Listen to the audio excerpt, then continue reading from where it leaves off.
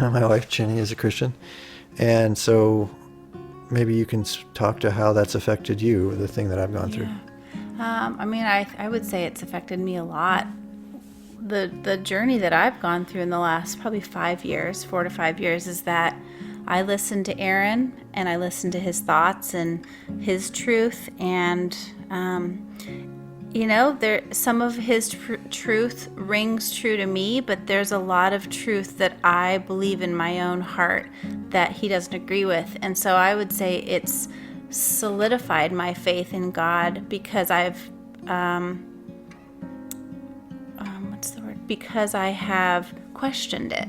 So for me to be able to say I'm married to someone who has all these questions, who's forthcoming about these questions, and I've answered these questions in my own mind and say I believe in God. I don't deny him. I believe he's real. I believe in creation. I believe in miracles, and I believe in prayer. I feel really great that I can say that with my whole heart.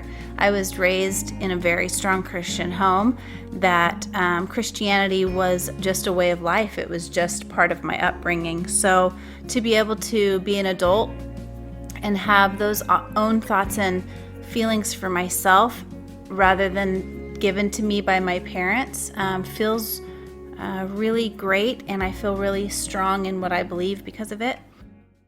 So for the challenges between us as far as our marriage, it hasn't really been as hard as I would have thought. If I were looking from the outside in at someone that was going through it, I would have thought, gee, how are they even going to make it? But with Aaron and I, we're so understanding of each other's differences that I think it just became natural for us to be understanding of our religious differences.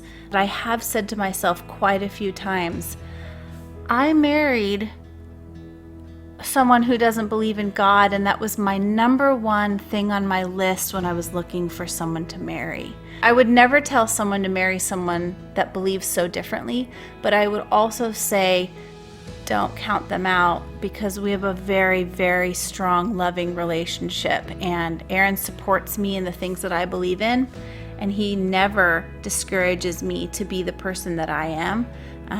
We had a conversation about Christmas music we've had conversation about music. I listen to a lot of Hillsong, a lot of Michael W. Smith, Stephen Curtis Chapman, Mercy Me, a lot of Christmas music. And I said, well, I don't know what kind of music to listen to because I don't want to offend you. And he said, I like Christmas music. I'm not offended by praise and worship music, which speaks volumes to Aaron, because he doesn't stop me from being who I am. And that is the only reason it works.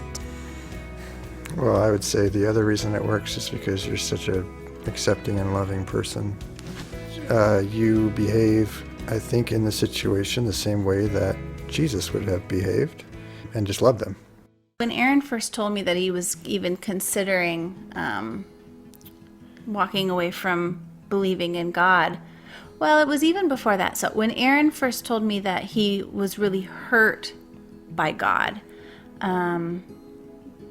I just knew that my role in Aaron's life would be to show him the love of the God that I know. I see God as a loving God, and Aaron's had a different experience. And so I know that